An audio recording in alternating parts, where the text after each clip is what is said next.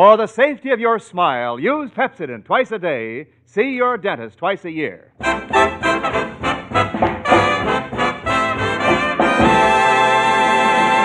Lever Brothers Company presents the Pepsodent show, My Friend Irma, created by Cy Howard and starring Marie Wilson as Irma with Joan Banks as Jane. Friendship, friendship, just a perfect friendship. When other friendships have been forgot, theirs will still be hot. My friend Irma.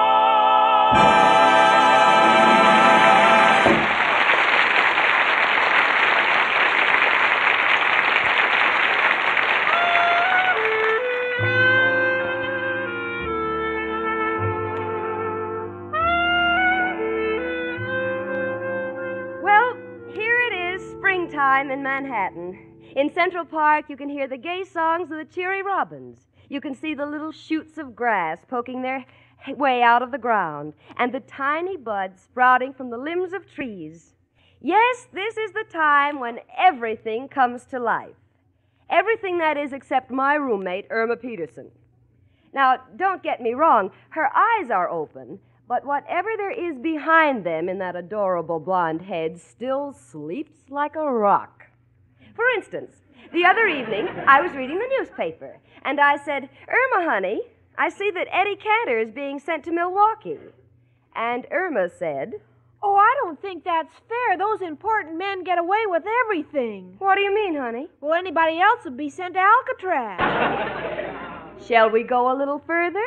"All right. Last night we went out to dinner, and when the waiter brought our order, he said, 'Would you care for Lee and Perrins with your steak, miss?' and Irma said, "No, thank you. We don't care to eat with strangers." Do you get the picture? That's one of the reasons I'd rather eat at home. Honey, have you finished drying the dishes? What? I said, did you finish drying the dishes? I think so.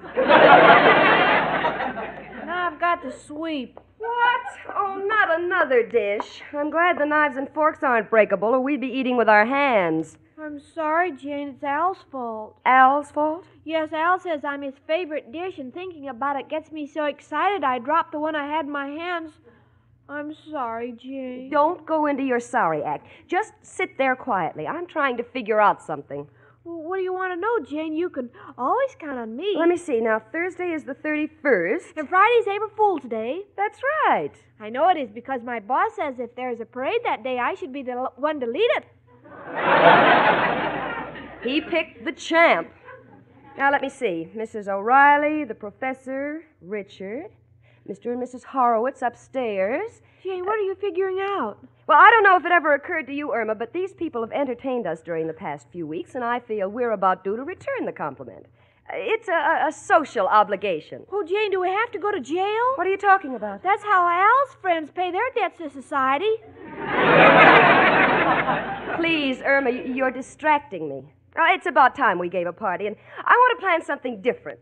Since Friday is April Fool's Day, I was thinking it'd be fun if everyone had to come disguised as their complete opposite, the person they least resembled. That would fit in with the April Fool motif. Well, I don't understand, Jane. Who would I come as? Someone completely opposite from you. Say, Professor Einstein.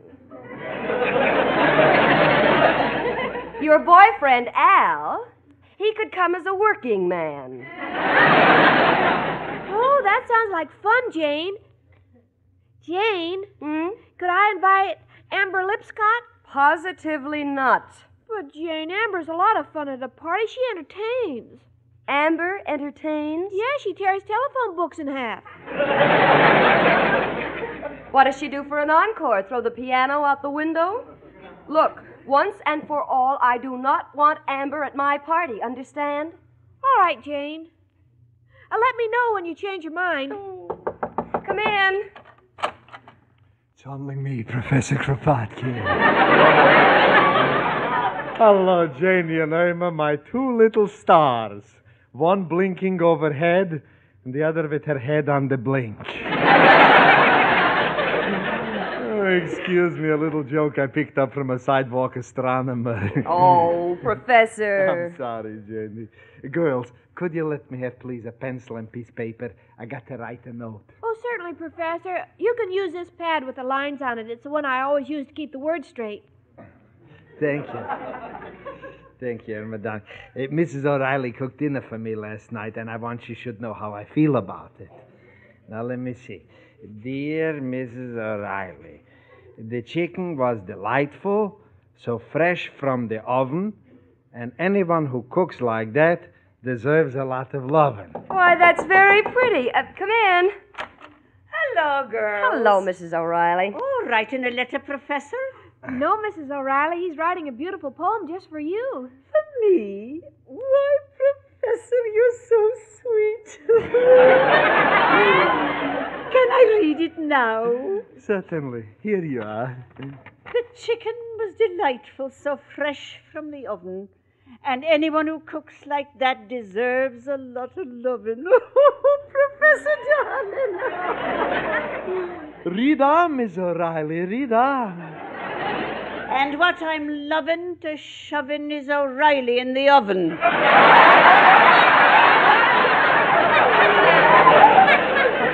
Why, you shabby Shakespeare. Now, look.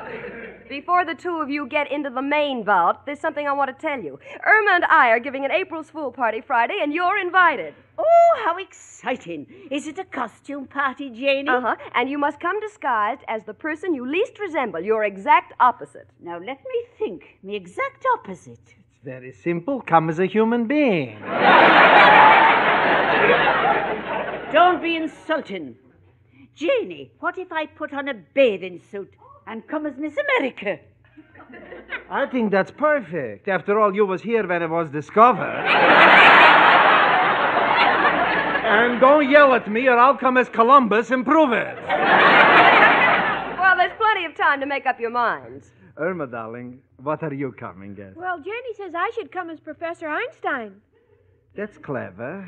But I'll have to tell my hairdresser to let my hair grow long, because I don't think there's time to grow a beard.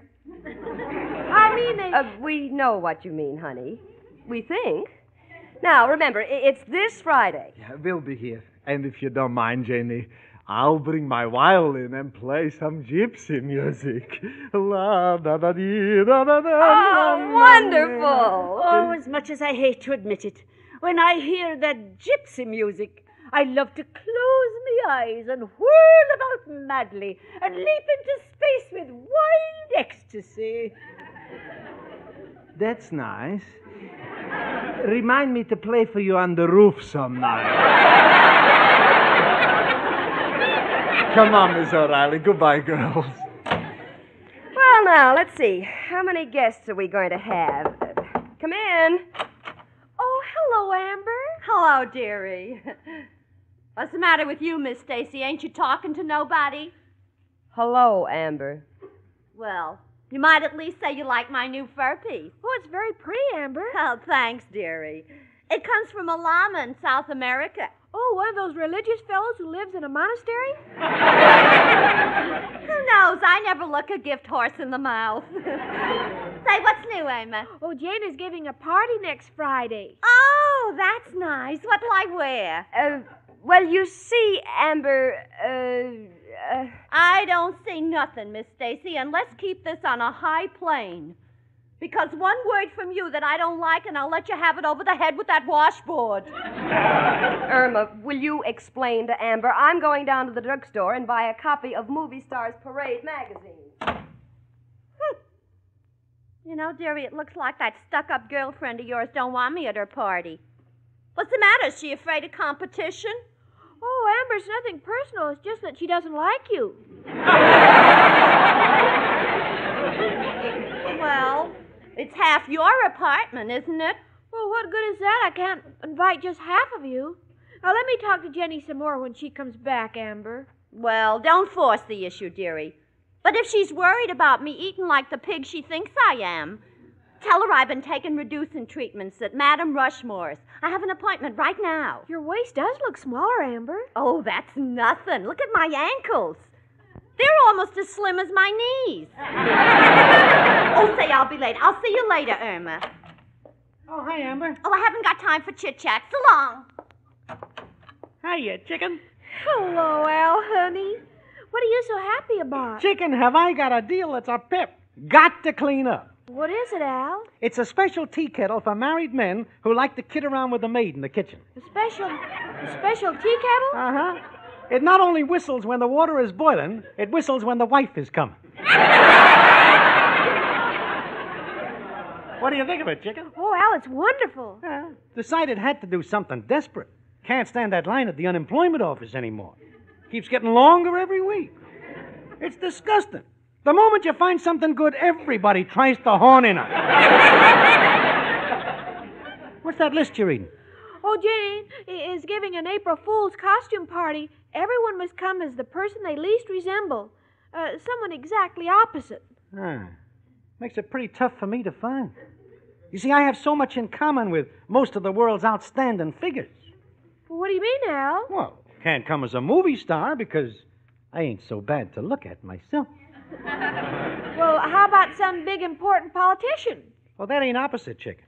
Them guys don't work any more than I do. Only one man can help me. Who are you calling, Al? Who else but... Hello, Joe. Got a problem. How would you describe me? Huh? Honest? Ambitious? Courteous? And a fine taxpayer? Joe, ain't you laying it on a little? Huh? Oh, you think the police are tapping your wire? Hey, you hot again, Joe? Well, what for?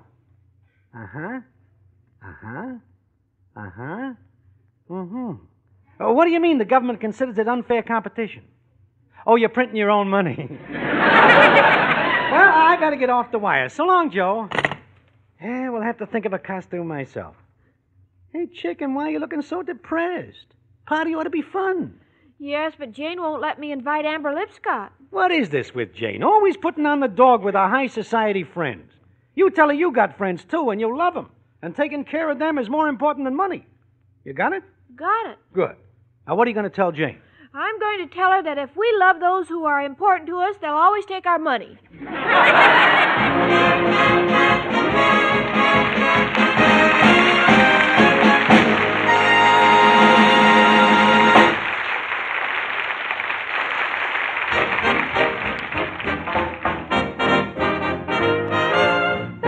Pepsodent toothpaste fights film on teeth and cleans breath too. Pepsodent toothpaste gives film on teeth the old skidoo.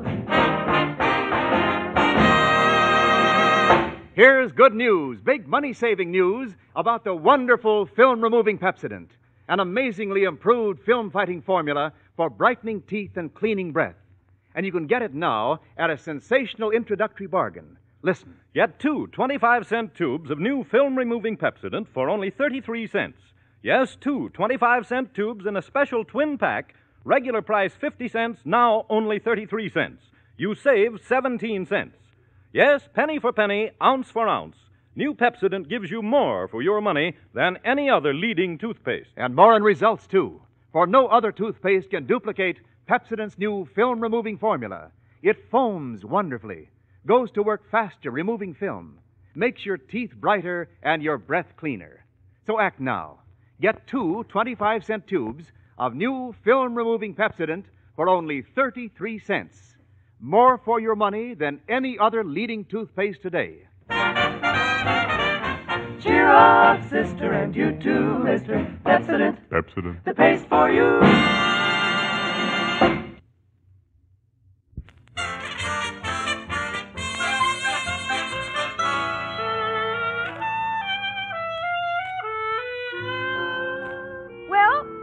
Just gotten back in the house, and I know that Irma must be upset about something because she's doing everything backwards. She's looking in the icebox to see if the cake she just put in has burned yet, and now she's looking in the stove for ice cubes. And I know her mind has left her head because she's just turned on the Mixmaster, and she's dancing to it. What is tormenting her, I must find out. Irma, what's bothering you? Oh, nothing. Look, sweetie, I can't take this much longer. If you have something to say, get it out. Oh, I know you want to have Richard and all your swell friends here for your party Friday, but I don't see what harm it could do to have my friend Amber. You don't? Look, honey, I don't want to be mean, but once before you talked me into letting Amber come here to a party. New Year's, remember? And what happened? She threw Mr. Martin down 3 flights of stairs. Oh, Jane, that was part of the game. We were playing charades, and Amber was acting out good to the last drop.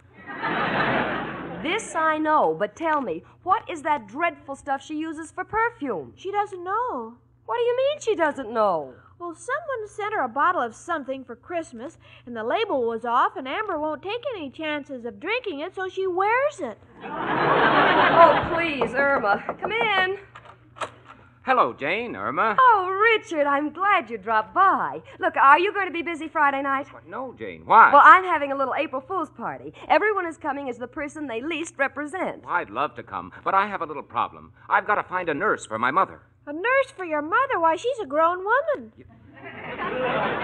Irma, be still. Richard, is your mother sick? Well, she's a little under the weather, depressed and all that. And when she's that way, she's impossible to get along with. So the doctor recommends a nurse to pamper her. Mother's fired 6 of them already, so I'm on my way to the agency to see if I can pick out a nurse she'll like. Well, Richard, I think I know just the girl. She used to live with me at the YWCA. She's wonderful. I'm sure your mother will like her. Oh, Jane, that's just the kind of girl I've been looking for. Huh? For Mother, I mean. Oh, that's better. I'll try to locate her right away. Fine. I'll call you up later. I'll be at the club. And don't forget Friday night. I won't. Goodbye, Jane. Bye. Bye, Irma. Goodbye, Richard.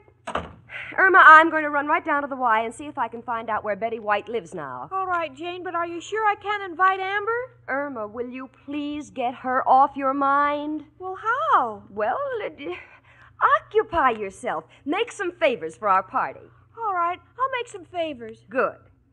Now, have you forgotten about Amber? Yes, I have. Fine. Jane. What, sweetie? I'll make the favors if you'll do me a favor. What is it? Can I bring Amber to the party?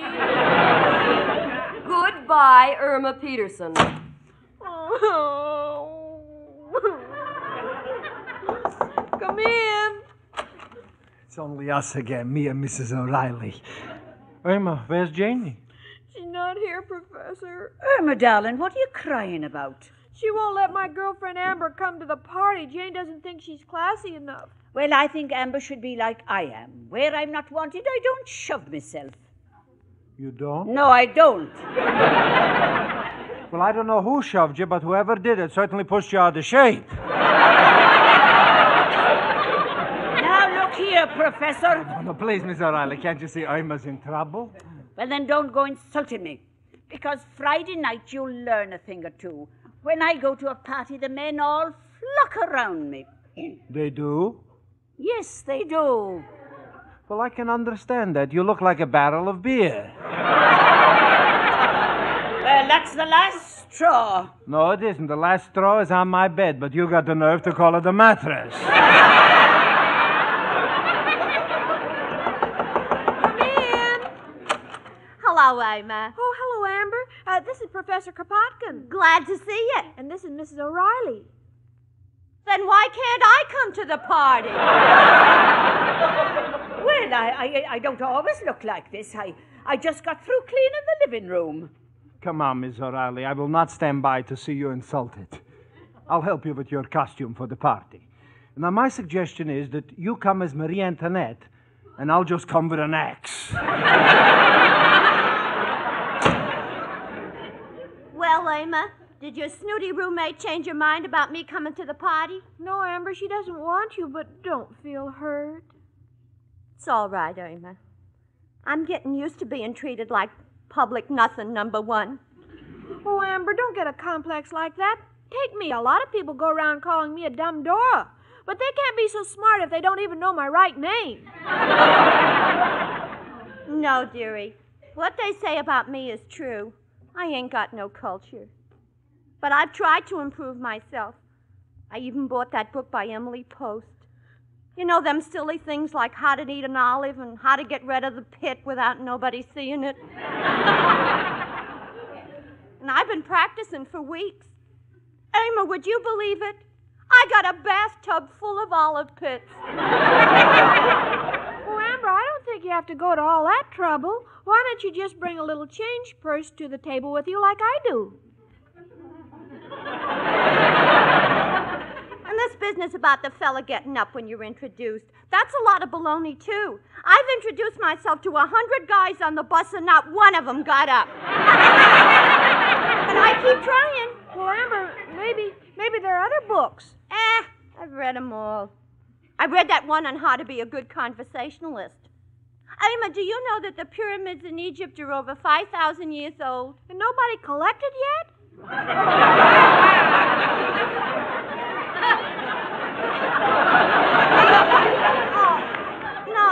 No, dearie. This ain't a club. These are statues with points on the top. Yeah. So I say to the fellas, do you know the pyramids are over 5,000 years old? And they say, good, let's neck. What's the use? Culture, smulcher, every guy you meet's a vulture. But Amber, there must be something about you that's nice. I know what you mean, dearie. I only went with one fella that appreciated me. Gerald the jockey. I used to hang around the stables with him. And when the horses got sick, I'd help take care of them until they got well. You know, I learned a lot about medicine that way. Boys used to call me the Florence Nightingale of the stables. Gee, I'll bet if you were Dr. Amber Lipscott, Jane would invite you to the party. Yeah. Funny, I always wanted to be a nurse, but I never got the opportunity. Hello? No, Jane, Richard hasn't called yet. What? If he calls, tell him you have the name and address of that nurse for his mother. All right. Goodbye. What's wrong? Somebody sick? Yes, Richard is trying to find a nurse for his mother and... Say! Irma! Are you thinking the same thing I'm thinking? Well, Amber, I like you and I want to help you and I want Jane to respect you so she'll invite you to the party. But is it the right thing to do? Look, don't worry about it, dearie. I can handle it. The chief veterinarian at the stables used to say that when it comes to nursing, the only difference between a horse and a human is that one has a tail. Well, I don't know, Amber. I'm a little worried. Well, what can you lose? Just call up Richard's mother and leave my name. It's my big chance, Irma. All right, Amber, I'll do it. But promise me one thing. What is it? If she breaks her leg, don't shoot her. It's a promise.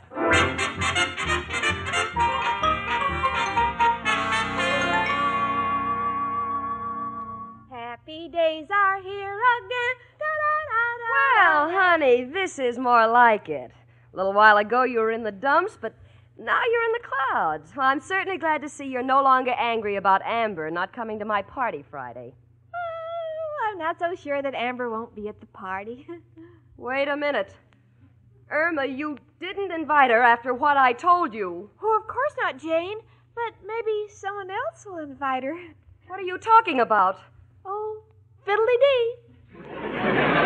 Irma, I don't like it when you say fiddly-dee, because I know that when you're fiddling, Rome must be burning. Oh, dear, you've got me so jumpy I don't know what to expect. Come in. Jane, I want to have a talk with you. Why, Richard, you're angry. What's wrong? Plenty. Where did you get that so-called nurse you sent Mother? Richard, I don't understand. Neither do I. She wants my mother to run 3 furlongs every morning. But,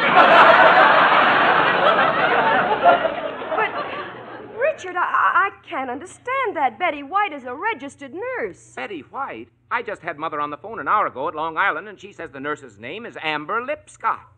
Amber Lipscott? But that's not the girl Oh, what's the difference? Mother's probably fired her by now and had a nervous breakdown. But, Richard, I can't... Oh, Irma, what have you done to me? Don't let me stand here like a fool in front of Richard. Explain. Tell him.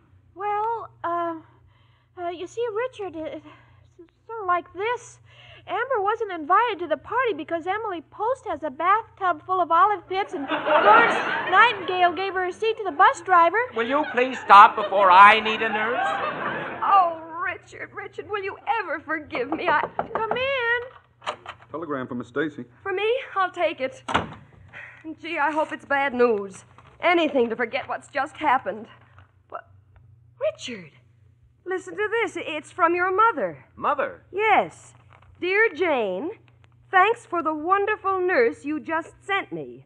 Never in my life have I met such a character. I have laughed so much I haven't had time to remember I'm sick. But she's so extreme in her suggestions. Personally, don't you think I'm too old to take boxing lessons? My deepest gratitude, and if I am well enough, I will come to your party with my nurse, naturally. Oh, no. I guess that's all Mother needed right along to get her mind off herself. You see, Jane, you said Amber wasn't good enough for anything, but you were wrong. She's got Mrs. Rhinelander out of her mind.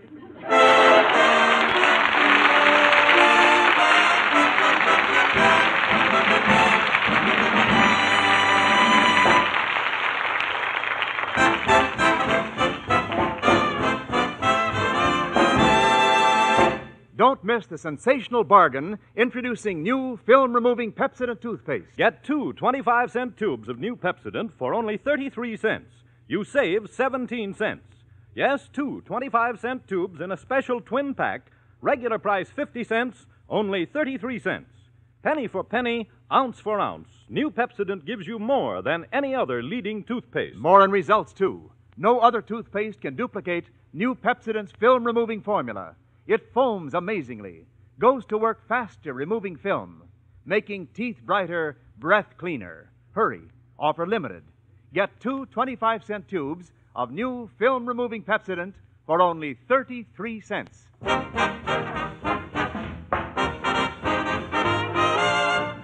Pepsodent toothpaste fights film on teeth and cleans breath too. Pepsodent toothpaste gives film on teeth the old skidoo.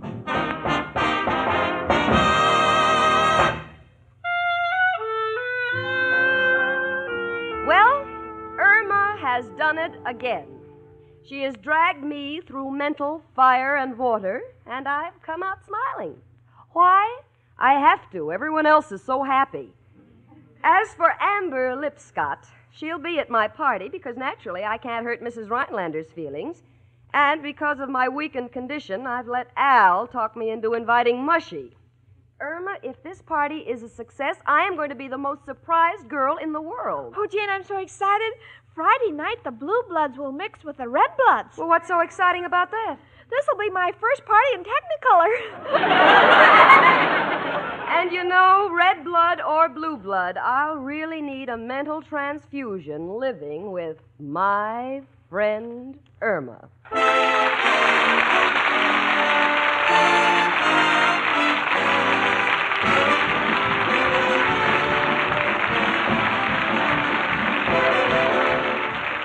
My Friend Irma is produced and directed by Cy Howard. Park Levy writes the script with Stanley Adams and Roland McLean, and it is brought to you by Pepsodent Toothpaste with Irium, another fine product of Lever Brothers Company. Marie Wilson is starred as Irma, with Joan Banks as Jane. The part of Al was played by John Brown. Hans Conried was heard as Professor Kropotkin, and Gloria Gordon as Mrs. O'Reilly. Music was under the direction of Lud Gluskin. Ladies, make your next permanent a Rave Home Permanent. This new personalized home permanent from the famous Pepsodent Laboratories eliminates all guesswork. With Rave, and only with Rave, you get the easy-to-use dial-a-wave chart that gives you the one right wave for your kind of hair. Rave waving times are up to twice as fast as ordinary home permanents. Yet a Rave wave is gentler, long-lasting, more natural-looking from the very first day. The complete Rave kit is $2. Rave refill kits, $1. Both kits contain the easy-to-use dial-a-wave chart. Dial your Rave number for a personalized home permanent. Tune in 1 hour earlier next week and listen to the Lux Radio Theater, followed by the Pepsodent show My Friend Irma, both brought to you by Lever Brothers Company. Wendell Niles speaking. This is CBS, the Columbia Broadcasting System.